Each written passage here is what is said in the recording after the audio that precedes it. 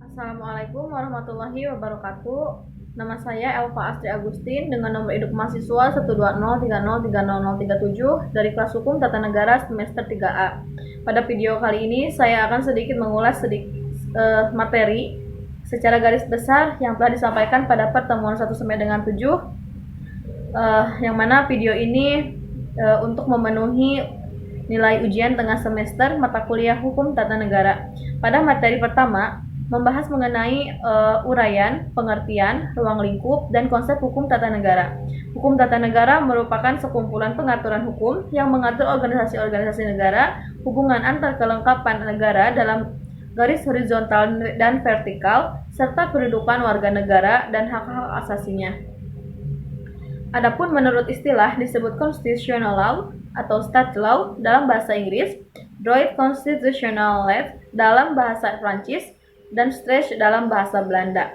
Asumsinya membahas perangkat aturan, di dalamnya terdapat lembaga negara, hubungan antar warga negara, atau hubungan dengan negara secara horizontal atau vertikal, serta hak asasi. Ruang lingkupnya mengenai organisasi negara, termasuk bentuk-bentuk negara, bentuk pemerintahan, sistem pemerintahan, lembaga-lembaga negara, dan sebagainya. Struktur pejabat negara secara spesifik membahas mengenai lembaga-lembaga negara yang ada pada di suatu negara. Pembagian kekuasaan dan hubungannya dengan trias politika. Adapun sumber dari hukum tata negara yaitu hukum internasional. Hukum internasional yang telah diratifikasikan menjadi hukum nasional, peraturan perundang-undangan tertulis, UU, PP, perjanjian, dan lain-lain.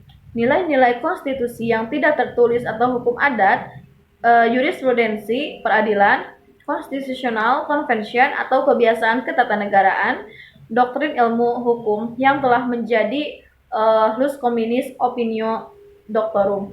Selanjutnya mengenai bentuk negara hukum. Terdapat bentuk negara formal yang diantaranya adalah 1. Individualisme atau negara yang memberikan kemerdekaan atau kebebasan kepada masyarakatnya untuk melangsungkan kehidupan berbangsa dan bernegara. Lalu yang kedua, negara Nachaterstat atau penjaga malam, dalam arti negara hanya akan hadir ketika dibutuhkan saja atau keadaan yang memaksa negara harus turun tangan. Lalu selanjutnya monopoli, yaitu negara berperan dominan, kehidupan masyarakatnya diatur secara detail. Selanjutnya terdapat bentuk negara material yang diantaranya kolektif atau negara yang bersifat konsensus atau kesepakatan antar masyarakat dengan pemimpin negara. Selanjutnya yaitu dominasi negara, yang mana negara tidak memberikan ruang ataupun praksi-praksi politik kepada masyarakat negaranya.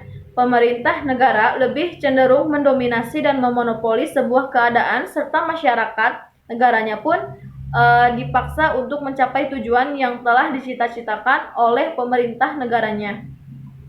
Lalu selanjutnya welfare state atau cita-cita ideal, di mana negara tersebut menggabungkan kolektif dan dominasi negara sehingga terjadilah keseimbangan, stretch, dan balance. Asas negara kesatuan yang terbagi menjadi negara kesatuan dan negara serikat.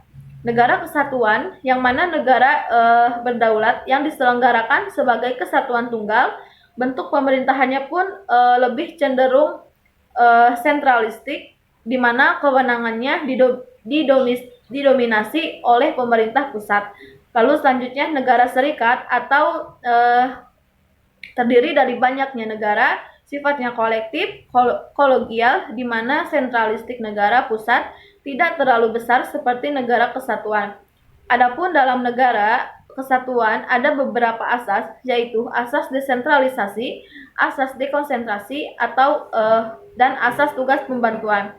Kemudian asas negara hukum. Adapun ciri negara hukum menurut International Commission of Jurists Bangkok 1956, bahwa sebuah negara dapat dikatakan negara hukum bagaimana memenuhi keenam asas. Yang pertama, adanya jaminan HAM. Yang kedua, badan badan kehakiman independen. Yang kedua, pemilu yang bebas demokratis. Keempat, kebebasan menyatakan pendapat. Yang kelima, kebebasan berserikat, contohnya membentuk organisasi dan lain-lain. Yang keenam, pendidikan kewarganegaraan. Lalu yang selanjutnya, asas demokrasi. Afan Ghaffar berpendapat bahwasannya ada 6 indikator. Yang pertama, penyelenggaraan kekuasaan berasal dari rakyat. Yang kedua, penyelenggaraan kekuasaan secara bertanggung jawab. Yang ketiga, adanya partisipasi langsung atau tidak langsung. Yang keempat, adanya rotasi kekuasaan. Yang kelima, pemilu. Serta yang keenam, kebebasan dijadikan hak-hak dasar manusia. Mungkin sekian yang dapat saya sampaikan. Mohon maaf apabila terdapat kekurangan ataupun kekeliruan. Terima kasih. Wassalamualaikum warahmatullahi wabarakatuh.